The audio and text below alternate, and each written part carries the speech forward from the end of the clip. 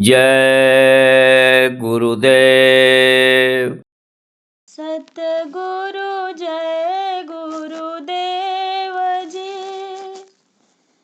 मोहे बल एक तुम्हार,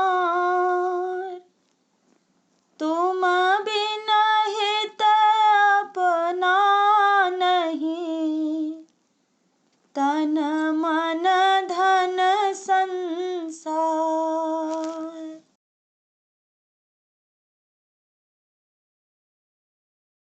हंसनी छानो दूधे और पानी। हंसनी छानो दूध और पानी। छोड़ो नीर पियो पैसारा। छोड़ो नीर पियो पैसारा।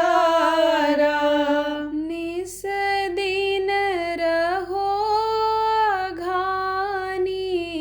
निस दिन रहो अगानी। हंसनी छानो दूध और पानी।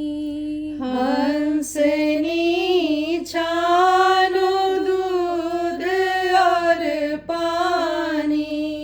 जोक्ति जतन से घट में बैठो। जोक्ति जतन से घट में बैठो।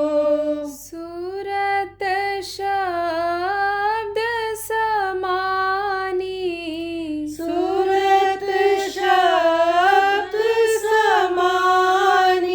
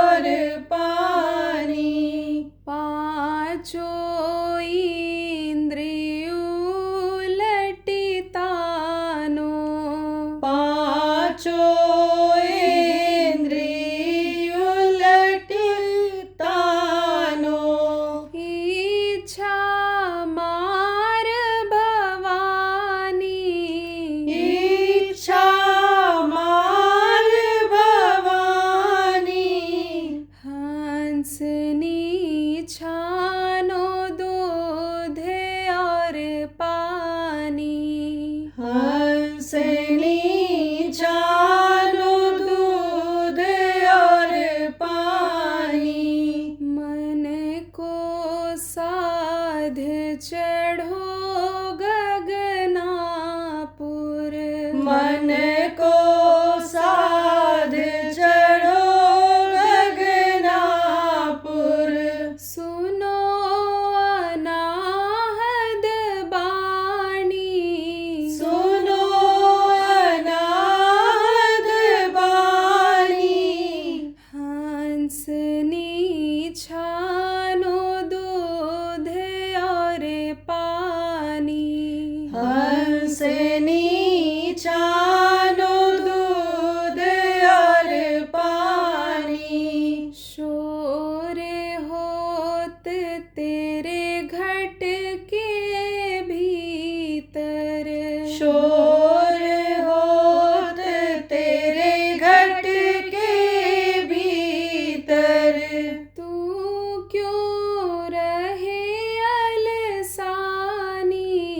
तू क्यों रहे अलसानी। हंसनी छानो दूध और पानी।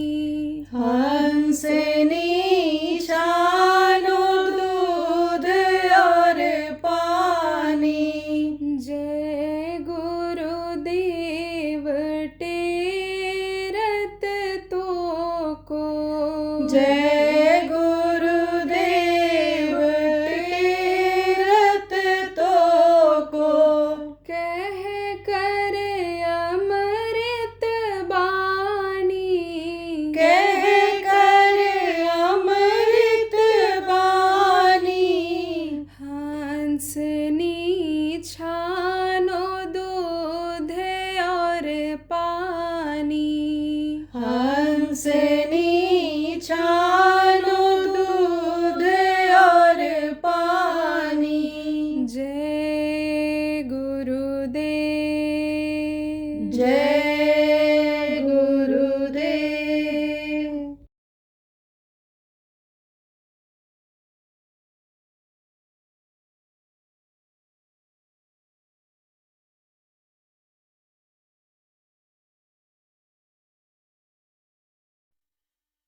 आज रविवार के दिन पूरे देश में ही नहीं विदेशों में भी, बहुत से देशों में भी छुट्टी रखते हैं। क्यों छुट्टी रखते हैं, क्यों आराम कराते हैं? शरीर को आराम की भी जरूरत होती है। कुछ चीजें ऐसी होती हैं कि जो नुकसान करती हैं, जैसे गर्मी ज्यादा अगर हो जाए तो नुकसान करती है, ठंडी ज्यादा पड़ जाए तो नुकसान करती है। तो दोनों से बचत करनी पड़ती है। कुछ देश ऐसे हैं जहाँ ठंडी ज्यादा होती है, कुछ देश ऐसे हैं गर्म है जहाँ गर्मी ज्यादा होती है। तो ये जो दिन हैं ये देवताओं के नाम से बनाए गए और इनका प्रभाव इस दिन इनके नाम से बनाया गया है ज्यादा रहता है। जैसे महीने का प्रभाव होता है इनके नाम से होता है, उनका प्रभाव असर उस महीने में ज्यादा रहता है। इसी तरह से दिन में भी रहता है। अब जैसे रवि मन होता है सूरज, तो सूरज की गर्मी अन्य दिनों की अपेक्षा ज्यादा रहती है। तो जो गर्म देश हैं शरीर को गर्मी से बचाने के लिए, उनके लिए ये मुफीद है आराम करना, छुट्टी रखना। जो ठंडे देश हैं उन देशों में भी गर्मी की जरूरत पड़ती है। तो बहुत से लोग देखो धूप में क्यों बैठते हैं, सूरज की गर्मी लेना भी जरूरी होता है। कहते विटामिन डी की कमी हो गई, सूरज की रोशनी में बैठो। सूरज यानी समझो इन पांचों देवता में ज्यादा महत्व रखते हैं। आप ये समझो कि सूरज का निकलना जब बंद हो जाता है, छिप जाते हैं, वो बादलों के बीच में छिप गए, यानी समझ लो किसी भी चीज में छिप गए, और धरती पर यानी उनकी रोशनी नहीं पड़ी, गर्मी नहीं पड़ी, तो असर आता है। आदमी को धूप न लगे, शरीर पीला होने लगता है, कमजोरी आने लगती है, हड्डियां कमजोर हो जाती हैं। तो डॉक्टर कहते हैं ना कि सूरज की रोशनी लो, धूप में बैठो, पौधे देखो, यानी खराब हो जाते हैं। कहते हैं गर्मी नहीं लगी, धूप नहीं निकला, इसलिए फल नहीं लगा, पौधा कुम्हला गया, यानी बरसात में यानी पौधा सड़ गया, फल नहीं लगा, दाने कमजोर हो गए। तो ये यानी समझ लो कि बहुत कुछ निर्भर करता है यहाँ का खाने पीने का इंतजाम, और जिस शरीर के लिए इंतजाम करते हैं चीजों का, उस शरीर के लिए भी गर्मी की जरूरत होती है। आप देखो, सूरज की गर्मी की वजह से अंदर जो बीज पड़ा रहता है, कोई डालता नहीं है, लेकिन उनकी गर्मी के असर से ही अंदर में जो धरती के अंदर में ठंडी रहती है, वो उनको यानी ऊपर उठा देती है, फेंक देती है, ऊपर आ जाते हैं, और वही पौधे हो जाते हैं, और वही सूरज की गर्मी यानी समझो कि किरणें उन पौधों को बड़ा कर देते हैं। पहाड़ों पर आप देखो, यानी जहाँ बरसात कम भी होती है, वहाँ भी ऊंचाई पर पेड़ लगे हुए रहते हैं और हरा भरा रहते हैं। तो यानी अलग अलग दिनों का अलग अलग महत्व है, और अलग अलग यानी समझ लो कि यानी नाम से ये दिन बनाए गए हैं। अब जिनको इन चीजों की जानकारी रहती है, वो तो इन दिन और तिथि का आप ये समझो कि महीने का फायदा उठाते हैं, और नहीं तो उनको फायदा नहीं मिल पाता है। जैसे एकादशी आती है, अब ये जो महीने आते हैं, ये जो तिथियां आती हैं, ये जो दिन आते हैं, ये निश्चित हैं। जैसे इतवार के दिन बताया नमक नहीं खाना चाहिए, नमक की अधिकता रहती है, ये जो उष्णता है, गर्मी है, वो उस शक्ति को पैदा कर देती है और बढ़ा देती है। तो नहीं खाएंगे तो सामान्य हो जाएगा, और नहीं तो नमक की मात्रा ज्यादा हो जाती है तो भी नुकसान करता है, यानी कम नहीं खाते हैं तो भी नुकसान करता है।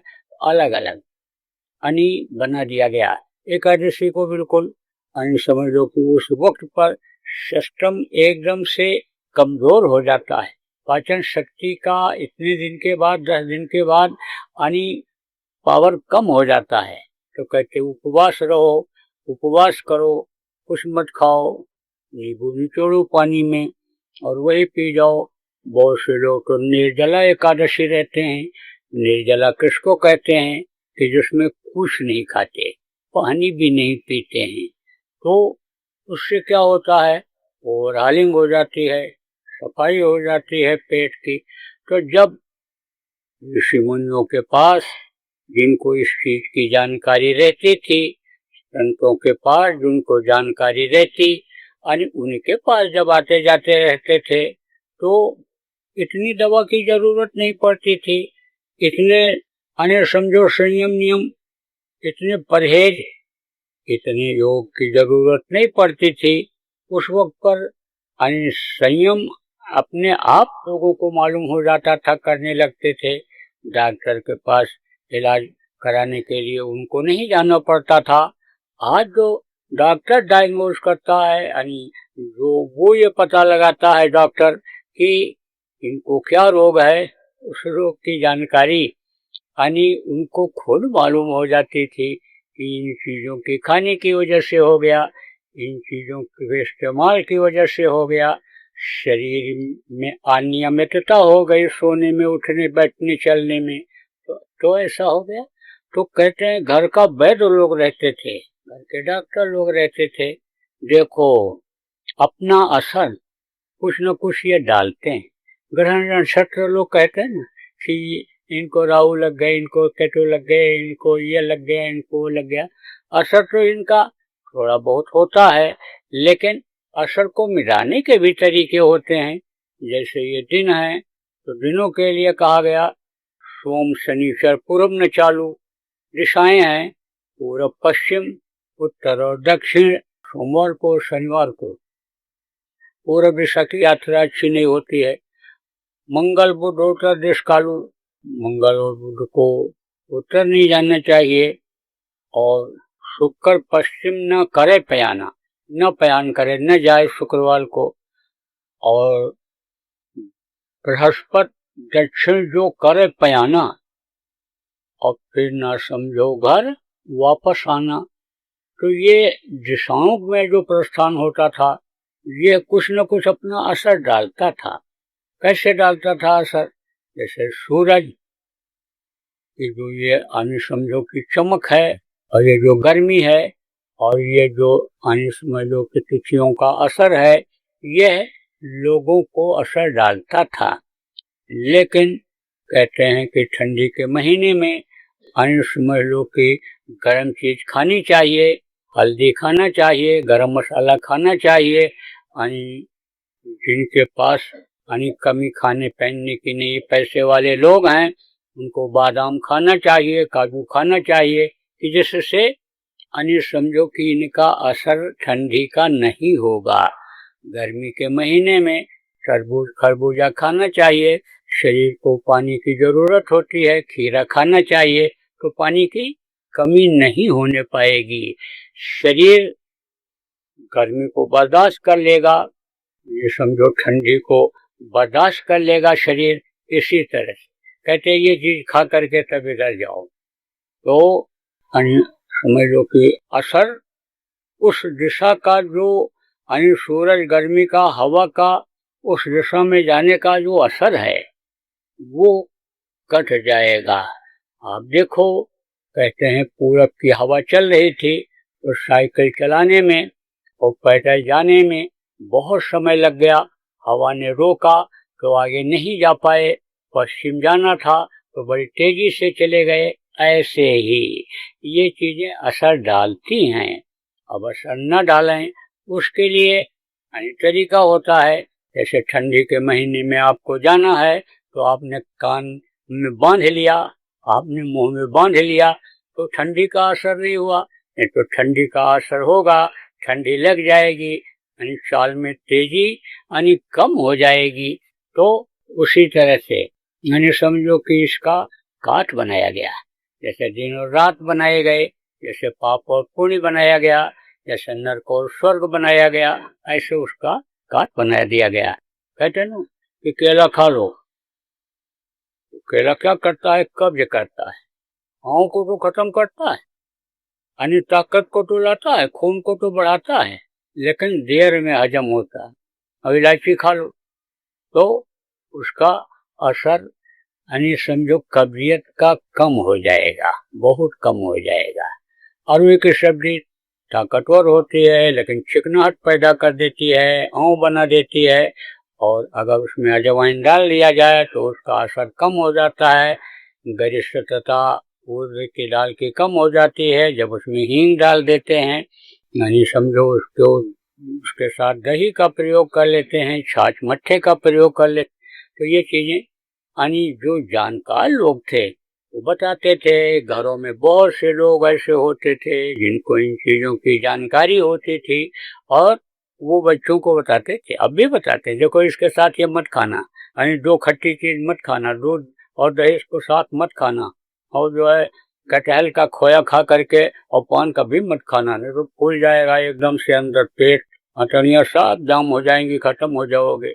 ये सब अब भी बहुत से लोग जानकार हैं तो लोगों को बताते रहते थे। तो कहा कि भाई अगर जाना ही है, रवि को पान सोम को दर्पण है, रविवार को जाना हो तो पान खा के जाओगे तो उसका असर नहीं होगा। किसका? जो आपका माहौल है, वातावरण है, आपके शरीर के विपरीत है, उसका असर नहीं होगा। लेकिन पान तो ऐसा ही फायदा करता है। कैसा फायदा करता है? जब ऐसे ही पान खाया जाए। अब रोग को दूर करने के लिए यानी ताकत को बढ़ाने के लिए उसमें यानी समझ लो कि चूना लगाने लग गए। खाली चूने का पान खाया जाए तो कैल्शियम की कमी दूर होगी, हड्डियां मजबूत होंगी, पाचन शक्ति तेज होगी।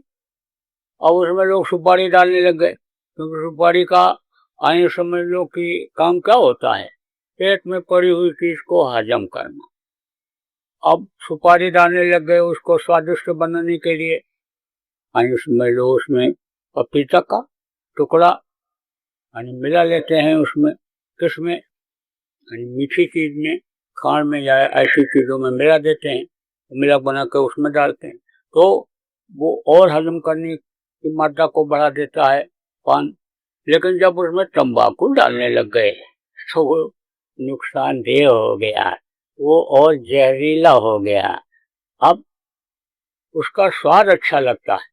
देखो, तांबुल यानी हर पूजा पाठ में प्रयोग करते हैं, जो भी पुरानी पद्धति से कथा भागवत या अनुष्ठान इस तरह का लोग करवाते हैं, जो विद्वान लोग हैं जिनको पंडित जी महाराज विद्वान कहते हो, वो रखवाते हैं। उसमें कहते हैं देवताओं को प्रिय है।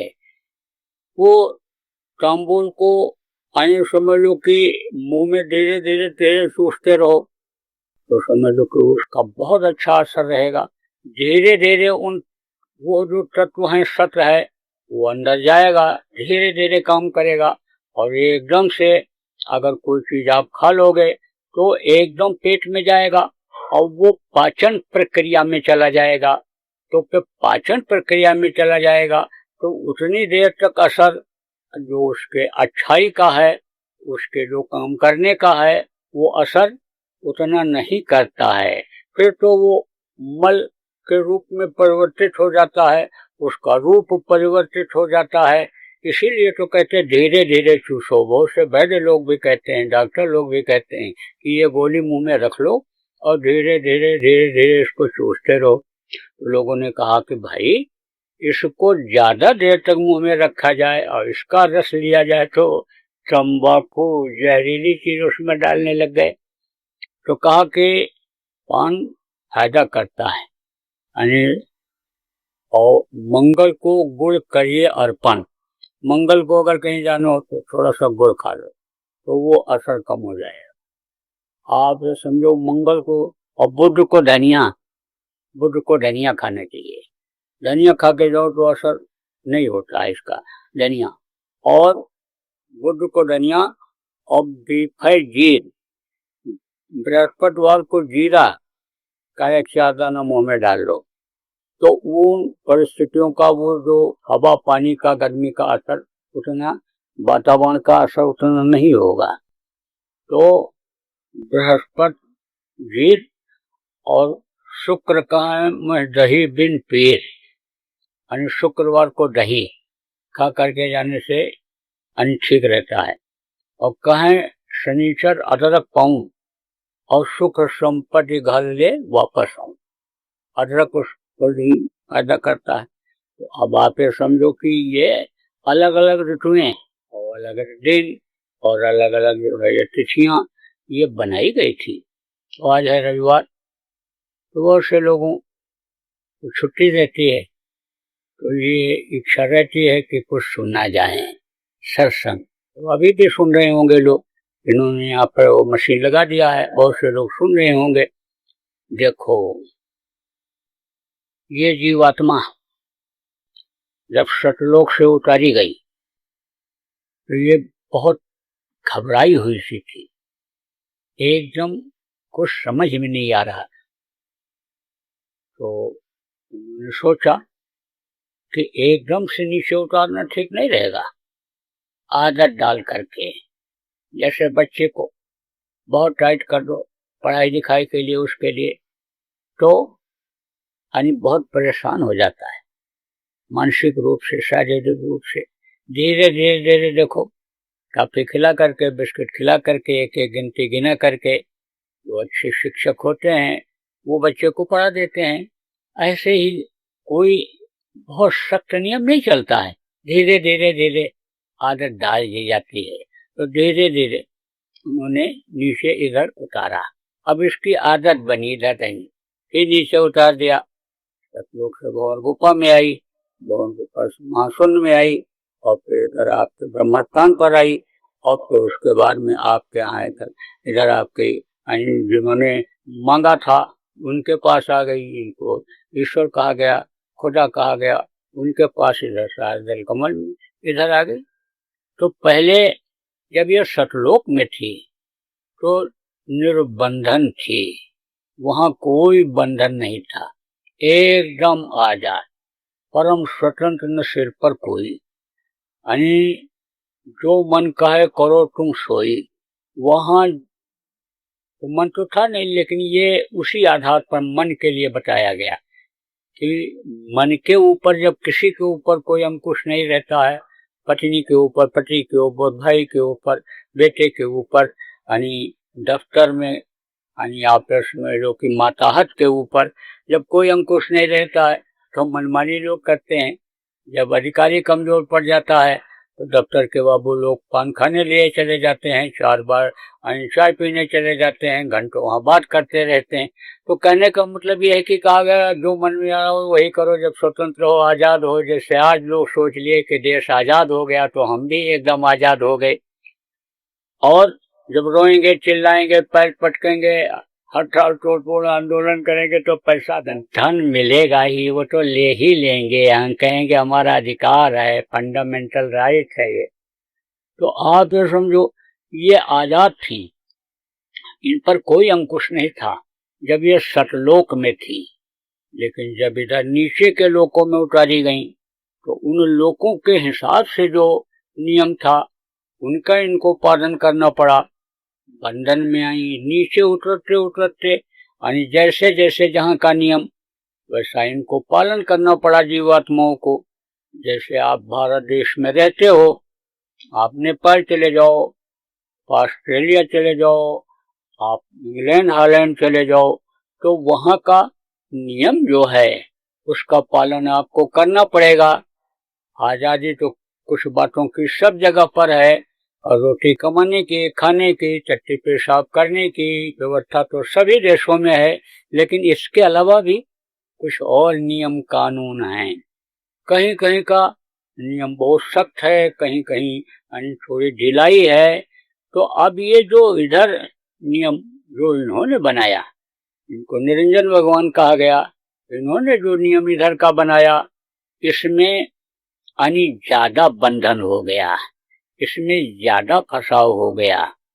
तो इन्होंने जब इधर सृष्टि की रचना करवाई, यानी रचना किया इन्होंने, ब्रह्मा विष्णु महेश 3 बच्चों को पैदा किया, 33 करोड़ देवी देवता इनकी जब व्यवस्था करवाई, तो आप ये समझो कि इन्होंने एकदम से बिल्कुल जैसे जकड़ दिया। पैदा होते ही, यानी समझ लो शरीर के पाते ही बंधन में बंध गई ये जीवात्मा। आप ये समझो कि नीचे उतरते उतरते बंधन में हो गई है।